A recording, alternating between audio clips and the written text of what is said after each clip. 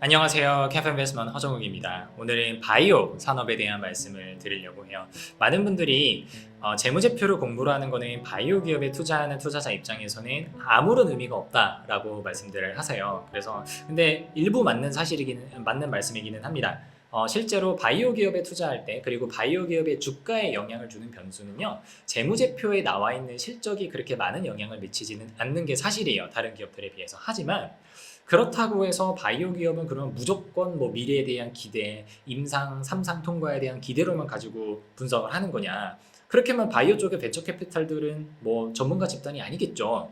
바이오도요. 재무제표에서 참고할 만한 부분들이 분명히 있고 또 실제로 참고를 하셔야 됩니다. 그래서 바이오 투자하시는 분들이 재무제표를 어떻게 활용하실 수 있는지 우리나라 대표적인 두 개의 신약 개발하는 회사들의 재무제표를 보면서 한번 말씀을 드리려고 해요.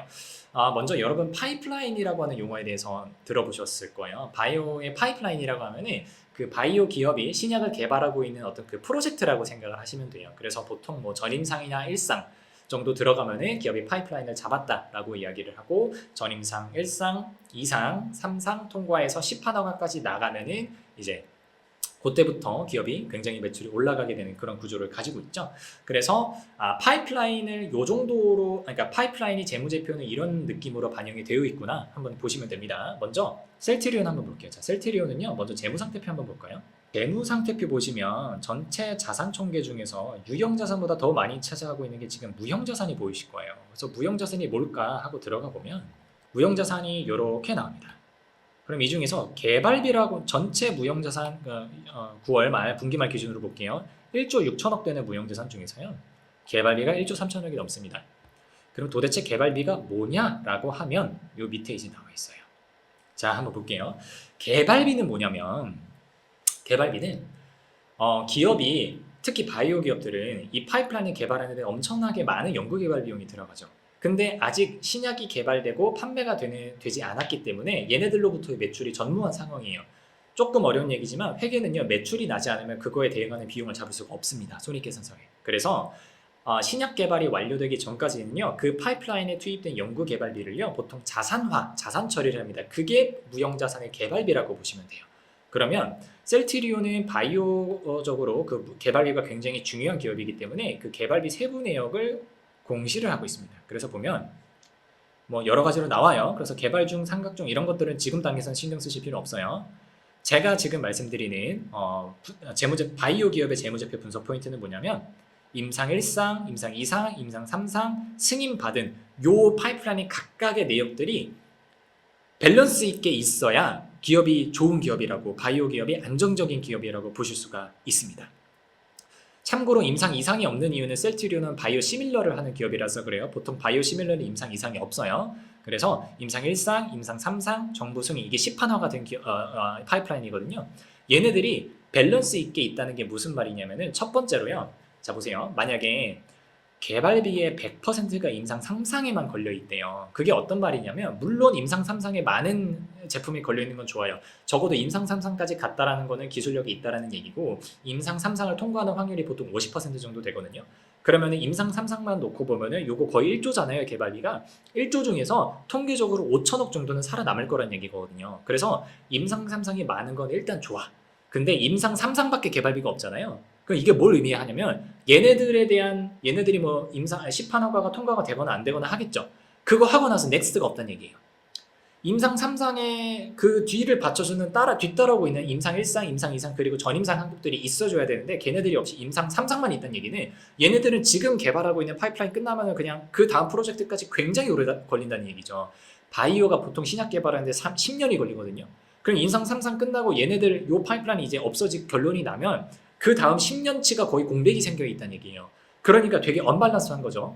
그리고 반대로 정부 승인 10판허가 된 개발비밖에 없어요, 만약에.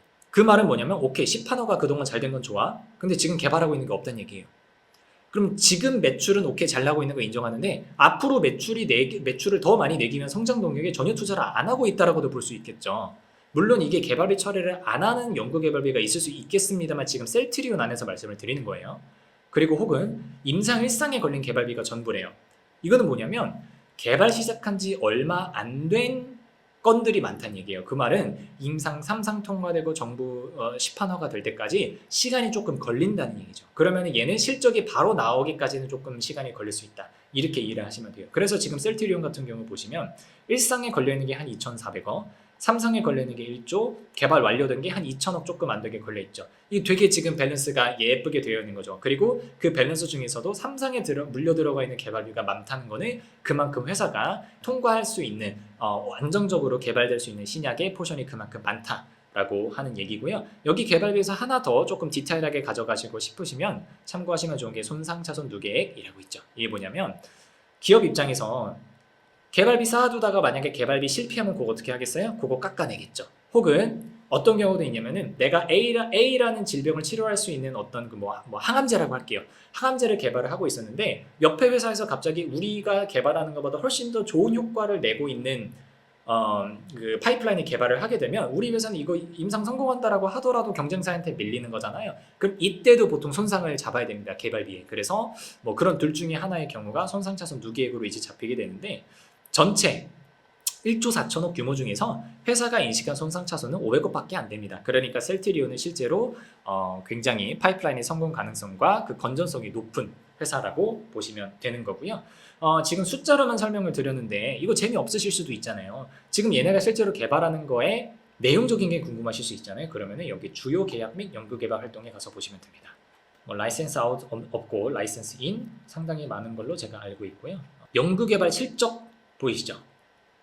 요거 보시면은 이 회사가 실제로 개발하고 있는 파이프라인의 종류와 그 내용적인 거 그리고 뭐 단계 이런 것들이 다 나와요. 그럼 보세요.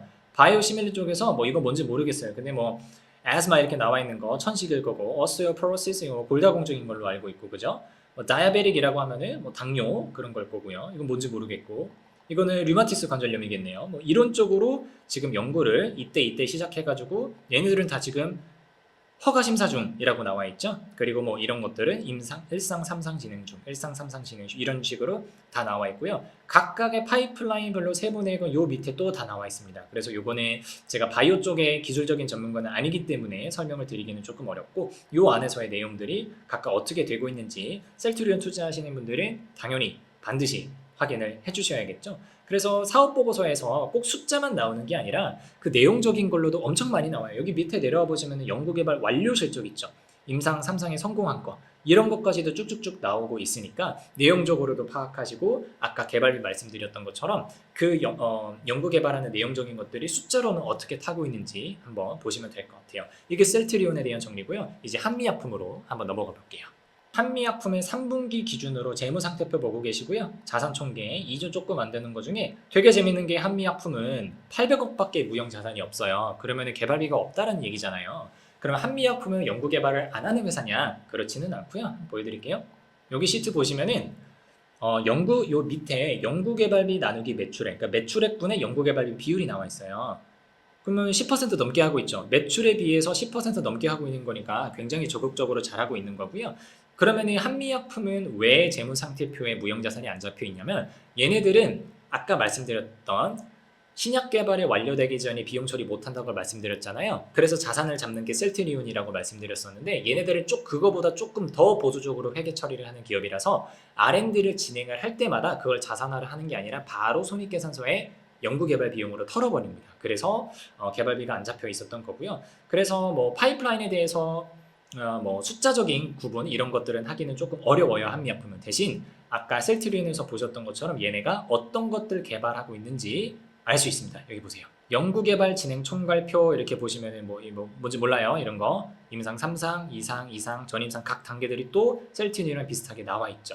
그리고 완료 실적도 이 정도로 나와 있습니다. 그리고 상세 현황 여기 가면 알 수 있대요. 한번 눌러볼게요. 보시면 셀트리온은 거의 동일하게 각 파이프라인 품목별로 어떤 약이고 어떤 적응증을 치료하기 위한 거고 어떤 단계에 있고 어쩌고 저쩌고 뭐 이런 내용들이 다 나와 있죠. 그래서 셀트리온이랑 똑같이 한미약품 투자하시는 분들은 여러분들께서 투자하시는 기업이 어떤 파이프라인을 구체적으로 어떻게 갖고 있고 이런 거 한번 보시면 좋을 것 같아요.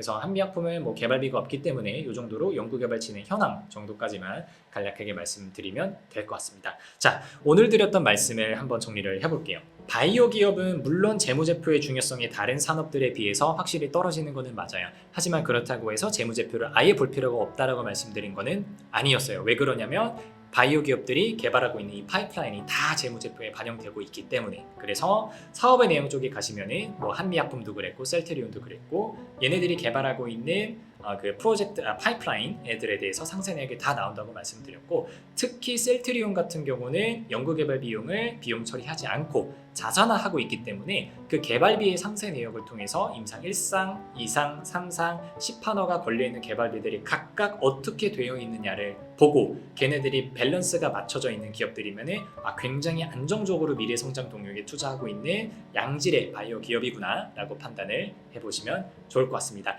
다른 바이오 기업들도 거의 동일하게 파이프라인에 대해서 공정공지를 하고 있으니까 한번 참고해 보시면 좋겠습니다. 오늘은 여기까지 하겠습니다. 감사합니다.